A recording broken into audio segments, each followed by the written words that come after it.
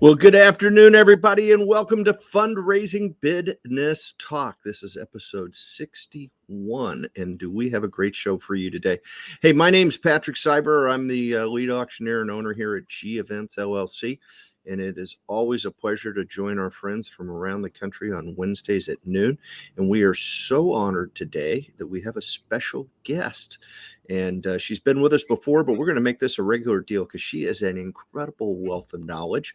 She's has a rich and extensive history and experience in the nonprofit community, working for years on the nonprofit side of the business, becoming a benefit auctioneer, and now an author. Please join me in welcoming our good buddy, Dee Dee Kiesow.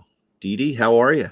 Hey, great, Patrick. Super to be here. Hello, everyone.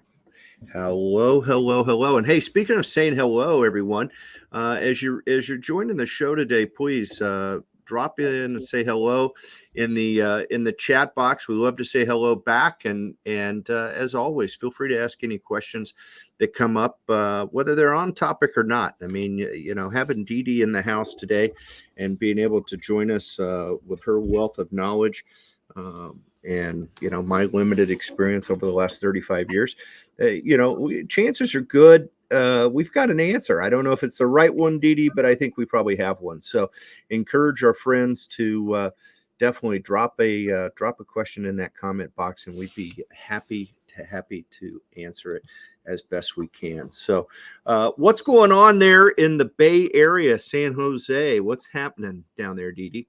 Let's see. We got a little bit of a water shortage happening, but you know what? Doesn't matter what gets sent your way. There's always solutions. We're never stuck in a problem, right? And Absolutely. we always have multiple solutions. There's always an opportunity to improve, correct? Right. And Right. that's what I love about visiting with you is the glass is always half full. And that's fantastic. Well, are you done with your spring auction season at this point? I am not. You're I'm not. Tell me about it. Well, let's see. I have one of my favorite clients this weekend, and Okay. actually, she's in the book. And we started working together about 5 years ago. And she said she wasn't a fundraiser; she was new to running this organization, and she has raised over $2 million in the last 5 years. She Holy smokes! She's magic, right? And she has doubled the output for the clients that she serves. And so I'm very excited to do her donor enrollment and fundraising event on Saturday. That's awesome. That is awesome stuff. And so the event season must go a little bit longer down there. Is that correct? Your spring It- season, is that why? What? Give me a sense of what your spring season runs from. let's see, spring for me runs about actually the kind of the end of February Yeah. through the end of June. Occasionally, I'll Okay. do a July golf tournament. Right. I've done events in August, a few here and there, and then of course September starts fall. But here we do fundraising even in the summer. Yeah, absolutely. Well, and you kind of have to. I mean, you're in a really heavily populated area, and so people got to get together when it makes sense for them. And so, yeah, I would suspect there's opportunities year round for you. But our subject today is a phrase you just used a few minutes ago, and I know it's a key element of your book, your most recent book is donor enrollment. Can you go ahead and give me a sense of your definition of what donor enrollment means, and let's hear what it means. Well, thanks, Patrick. I developed this about 7 years ago when I was a major gift officer. And I was tasked with just raising as much money as possible, just money, money, money. And I just thought, gosh, it's like treating people like ATMs. And what if I took a playbook out of Guy Kawasaki's book of evangelism, right? And marketing. What if I wasn't just chasing people for money, but it was about being an evangelist for the cause and leading with the transformation that our organization created, right? So that would be more donor enrollment instead of money grabbing. And Right. the enrollment process is about finding people whose hearts are with the transformation we provide and bringing them in and looking at them as a lifetime donor rather than a one-hit wonder at the gala or some transactional money. So Yeah. donor enrollment is creating someone that's going to be part of our team for the long haul. Well, and so I suspect that's fantastic stuff, and I love the evangelist analogy because I think of you kind of as an evangelist just in general. So, no, that's awesome. But it all starts, or one of the opportunities for that relationship to start is with a benefit auction or a gala, correct? And walk me through. I mean, we talk all the time, and I know you've been on that side of the business for many years, on the nonprofit side, and as an executive director and as a board chair and all those different roles. I hear consistently from my clients when I visit with their committees, they're always trying to expand their their community, expand their audience, right? And what a great way to do it is to bring people together in a fundraising gala. But that's not where it ends. That's where it starts, right? Absolutely. And, we talk about it in the book a little bit, like, what are you even calling it, right? It's Yeah. like a high school, the homecoming, right? It's homecoming week. But if you don't tell them it's the dance, they might think they're showing up to the party, the game, the kickoff. It's a dance because we're going to be dancing, right? Yeah. So Yeah. with the gala, we're going to be asking and inviting. So we're going to tell them that it's a benefit fundraiser Hmm. for the transformation of, continuing to find forever homes for furry friends. We want to bring them in, let them know ahead of time what the dance is all about. Yeah. We're not going Yeah. to, throw a giant party and say, surprise, now it's a Yeah. By the fundraiser. way, yeah, yeah. It's funny you say that. I always go back to an event I did several years ago. This is a funny one. I was doing an event, and I think so many times, this is a perfect example. I think organizations get caught up in their theme and they forget to communicate that it's a fundraiser, right? And this event was had a love boat theme, right? So I don't want to date us, but I know that our friends out there, the majority of them know about the old show Love Boat, right? And so, the committee was all fired up who was going to be Captain Steubing and who was going to be, I can't think of the gal's name with a clipboard that I was, Julie. Julie, the cruise director, right? And they were all caught up on this, and they had it all figured out. And oh, by the way, we've got 15 auction packages we're going to sell, and you can do an appeal. We'd like you to do a paddle raise because we need to raise $50,000. But we're gonna have life preservers on the tables and da da da da da, right? And I remember doing the event, and we had started the program. There was a cocktail hour, silent auction in the old days, and there was all these things, right? And at some point, there was a break while they were serving dinner, and I happened to walk around the room just to say hello to some people I recognized, and I saw this one table of folks, and they just kind of looked angry, right? And I was like, boy, this is kind of interesting. Maybe I'm stoking the fire here, but I say, hey, how's it going, folks? Are you having a great time? And they go, when does the dancing start? And I'm like, the dancing? I didn't know we were having dancing tonight, right? Well, you can't have a love boat without having dancing. I said, well, we're going to have a fundraiser. We're going to have an auction, da da da da da. Well, that's not what we signed up for. We signed up for the dance, right? So to your point, it starts with your initial communication. You got to tell people what they're coming to. They're coming to a fundraiser, right? Right. And we're going to wow them with our evangelistic approach all the time with this transformation. And Yeah. do you want to be part? Do you want to join us in what it is we do to change the world to make it amazing and better? And these are lifetime donor possibilities, not Right. let's grab some fast money, see you next year, right? Yeah, exactly. Yeah, yeah. And that happens so many times, right? I often wonder, I know for us as auctioneers, sometimes when we do an event year after year, uh, I see that audience once a year, right? And I wonder to myself how many times that's the only uh, time that the organization really interacts with that those individuals. And I think in some there's two sides to that though, right? I mean, I've heard the side that, hey, thanks for your cash and see you next year. And then I've also heard that, hey, I came to your event, I made a donation, and 60 seconds later you're sending me another solicitation for a donation. And I don't think that's what you're really referring to in donor enrollment, right?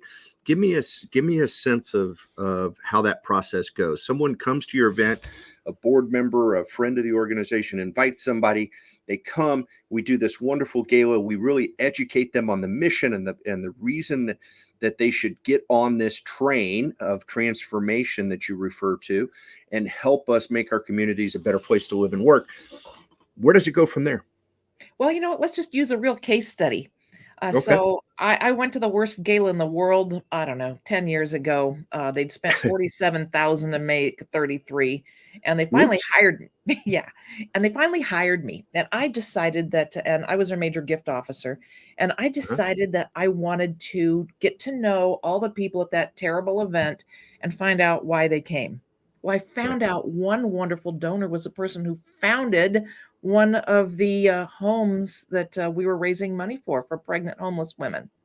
And getting to know her and her story, she was a lifelong giver and was so sad that event she felt was squandered. So it goes with, I found out, of course, coming in a few months later, that nobody had been thanked. Well, they got a receipt and it said, "Thanks for your donation." Yeah. That's not a thank you, and it's not donor enrollment. That's your obligatory receipt. Right. So Right. calling everybody and finding out why they gave, I was able to get to know a little bit of a story, so I knew what it was that they gave for and why they continued to give for so many years. So knowing this, I was able to know how to bring them into the next year's event. Right.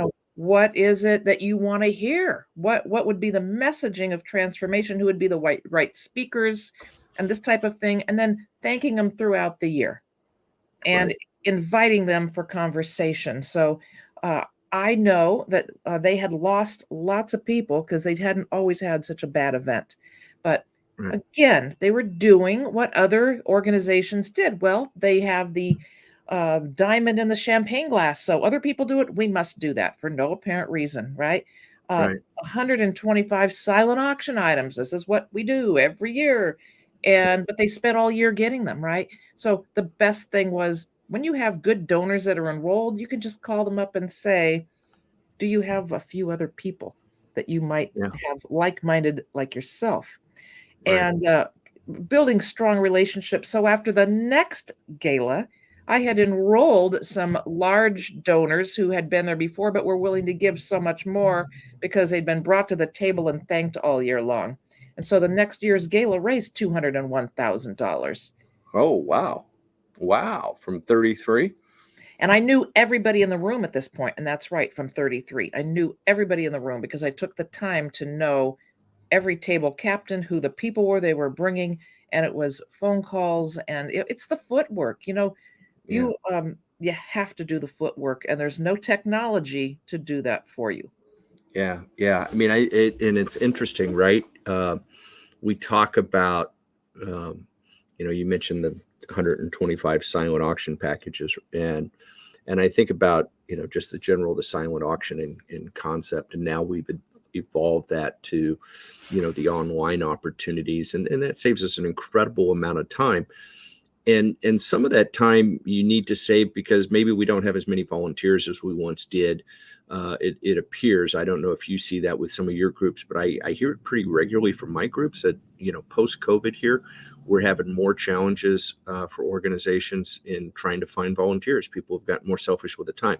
So, taking advantage of opportunities like online auctions and things of that, to replace the traditional silent auction and print and bid sheets and Not only do they make more money, but they're more efficient.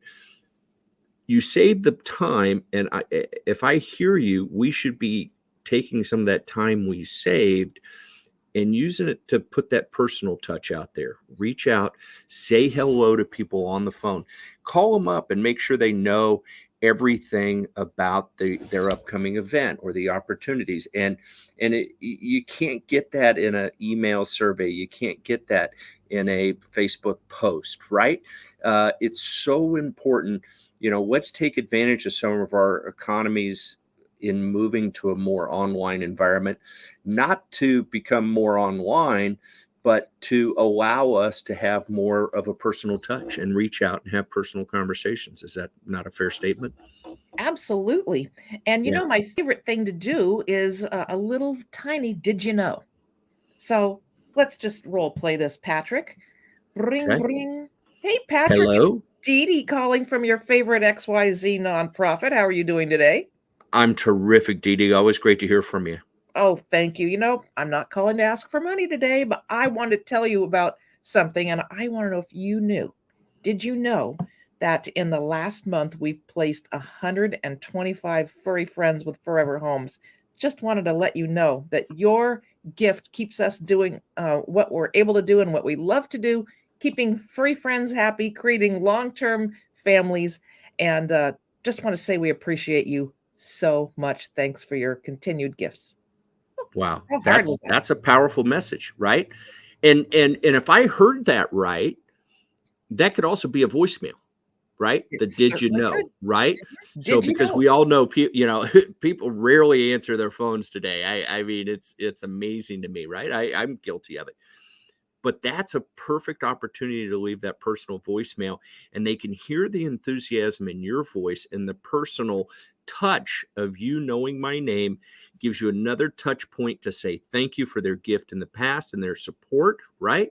And I can't even imagine the impact that would have. And that whole interchange took what, 30 seconds at the most. And who knows what happens from that, right? Well, as a major gift officer, you probably have, if your organization is well funded, you have 80 major gift people. But like with me, I had 240, which was ridiculous. But I didn't have time to call and take everybody to coffee every month. But Right. I started doing did you know? Did you know that we had two newborn babies born this month in our heritage home, and we just want to say thank you for your continued support. They're home with their moms, and they're getting all of the support they need. And mom's finishing her high school education. Do you see how just a little tiny bit of information keeps them in the know? Because I'm Mhm. asking them if they knew it, and I'm telling them. And now this is the transformation that we are providing and keeping those donors in the loop. Absolutely. And I think you could send me that fast fact in an email, and I probably really, there's minimal chance that I'm going to touch on, opening that email. But even if I answer the phone and I get to talk to you personally, or if you leave me that voicemail, I'm going to listen to the voicemail. I'm not, you don't delete voicemails without listening to them, right? And so I just think that's an incredibly powerful. I love that. Did you know? And our good buddy Lori Hawkman chimed in. Lori's in charge of marketing for our good friends at Octria, and she chimed in there, Dee Dee, saying, "Hey, great advice. Thank you for encouraging the fundraising teams to expand the view past the transactional activity," which is fantastic because she's, I mean, they're a transactional company. That's what they master in, right? Mhm. And it's okay if the Gala team turns this task over to others, right? And that's so true. And that's what I love about what you're saying. Did you know? Right? Anybody on your team can make that phone call, right?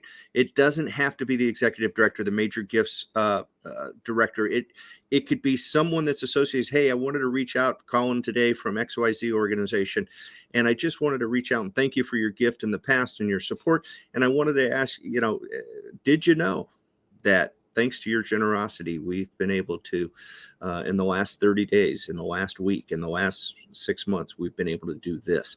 Wow, what a powerful message. What a It's powerful message. simple, and it answers your own question because you always know what's going on inside, and you're so busy, you may not take a minute to let your clients know, but it Absolutely. just takes a minute. And Yeah. you're bored.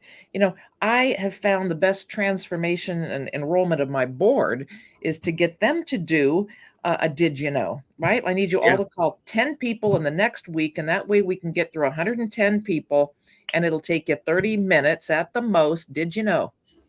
Yeah, yeah, yeah. And do you find it would seem to me, right? Because I hear pretty regularly from boards and whatnot. I know I serve on currently four boards, four nonprofit boards. And as soon as the executive director in a board meeting or reaches out to you and says, "Hey, can you make some fundraising calls?" Everybody just kind of goes, "Oh, nobody wants to make those calls, right?" And but this is different. This is totally different. Donor enrollment is not asking for money again. It's literally encouraging and engaging those folks so that they are ready when that next opportunity comes about. Yeah. Is there a ratio that you would say, and maybe you've already, maybe it's already in the book, and I don't recall, but is there a ratio of how many of these types of touch points you should have in between financial ask? No, you know what? I think it goes with knowing your donor, right? Yeah. Like, I had people who wanted to hear from me all the time. My favorite, I had this little mailman, and he sent a very generous check every month. And I called him up and I got to know him. And he goes, Dee Dee, I'm going to keep sending money as long as you call me every month. Like, he was Yeah. just a wonderful man. He had no children and he was incredibly generous. And he just Yeah. wanted someone to reach out and talk to him. Sweet little Yeah. gentleman. And then there were major gift people who they just said, Dee Dee, when you need something, call me. Right? Yeah. So I'd be that Yeah. one phone call. Hey, we need 125 mattresses for the shelter. And you'd be the first call. I'm not expecting you to do it all. But, did you know we haven't had any new mattresses in 16 years? Wow. And just Did you want know? to give you the opportunity to make a joyful, whatever that joyful gift would be. Because, tell you what, I'm just going to handle them all. Give me the address. I'm going to order everything on Amazon. They'll be delivered in this next week. I want to do it Yeah. all. No, that's awesome. Well, Imagine. and one of the things I heard you say in describing the mailman, um, your new best friend, was something that Dale Carnegie talks about in his book about how to win friends and influence people, right? Yes. And he talks about people want to be important, right? And important doesn't mean they need to be the head of the company. It doesn't mean they need to be the wealthiest person. Doesn't need in charge, right? They want to feel important. They want to feel that others value them as a human being and as a person, and they want to be recognized every now and then. And that's what I hear you're doing with your donor enrollment program is engaging them and making them feel important. Is that a fair statement? It is. And I don't think people think, but they think that their job is to raise money and ask for money. And that's Yeah. nobody's job is to chase anybody for money. But Right. if you treat them, think of, and I would do this. I would say, what if all these people on my list were really my aunts and uncles? How do they feel when they send me a gift and I send them nothing? It's like, Right. little Jimmy didn't thank me again. And I sent him that nice Yeah. gift. And so get in their shoes. And how do you think you're being perceived? Are you, I had sadly to say, I had a client just tell me about 2 months ago. It's like, well, the gala's coming up. I guess we got to thank everybody from 2 years ago and tell them there's an event coming. Oh my goodness. Oh, It's terrible, right? yeah. But Yeah. no, you don't have to thank anybody. You get to thank people and you Right. get to tell them about what's going on. And it does not matter about the economy or anything. When people's hearts are there, they will find a way to make a gift that will bring prosperity and joy to both parties because it's a disservice not to allow them to make that gift. Yeah. Yeah.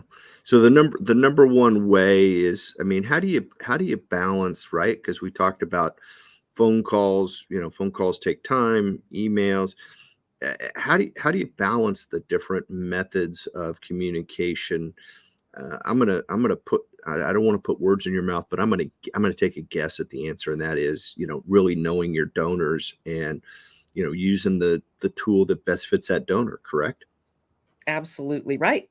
And, I found time to thank everybody with handwritten notes, emails, and phone calls. And Right. it comes with kind of like my six-figure mindset. Well, there's also the six-figure uh, calendar system, right? And Right. that is, but I'd come into work with my coffee first thing in the morning. And that first hour was donor gratitude because it's a great way to start the day with just being grateful and taking that hour to, I could write maybe 3 or 4 handwritten notes, send a couple emails, and look at this. Now I've done about 5 or 6 people a day.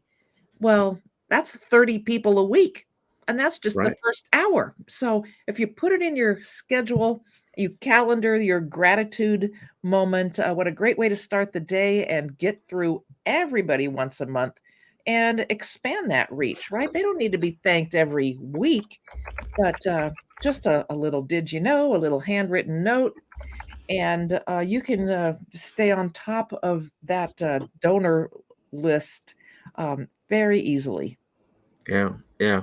And you find when you're talking to people, I don't know if you realize that I spent 3.5 years right out of college in the life insurance business for Northwestern Mutual Life, which, as far as I'm concerned, is a premier company in the industry.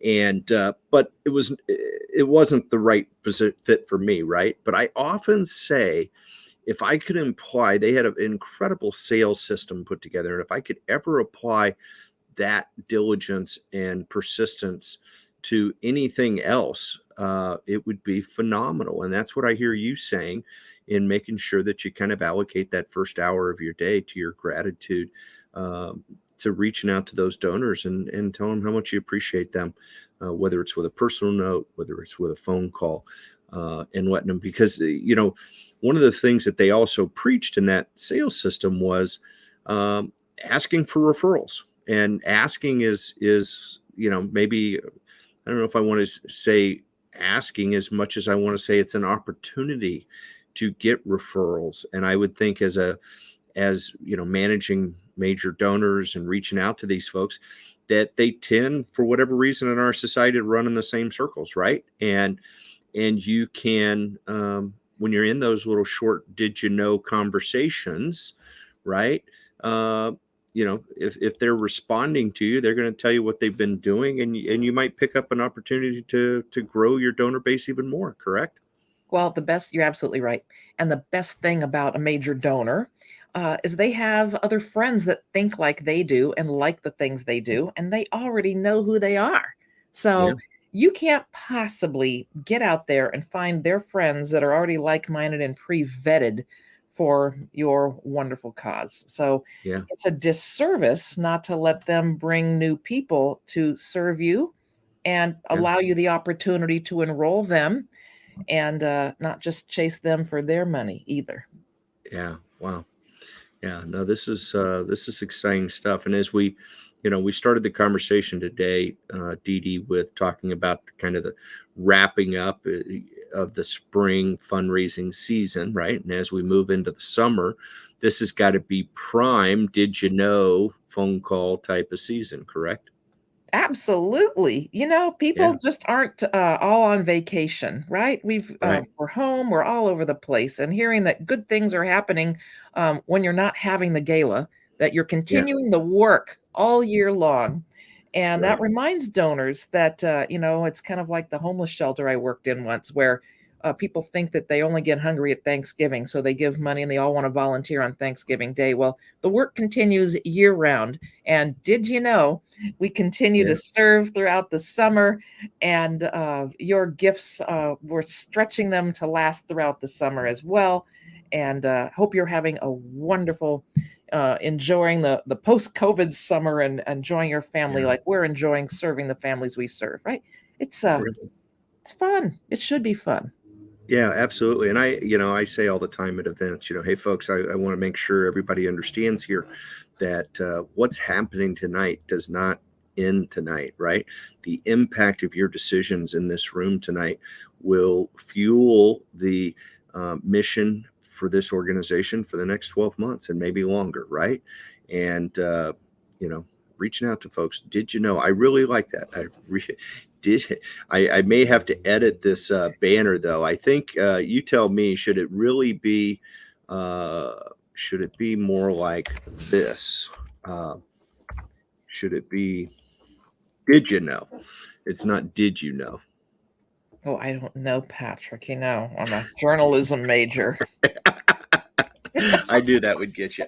I knew that would get you. That's fantastic. So as we're kind of wrapping up here, what else can we tell us about? I mean, I love these things. Gratitude every day, making those gratitude contacts and reaching out, and using the did you know as the reason to do it, or not the reason, but a tool to do it.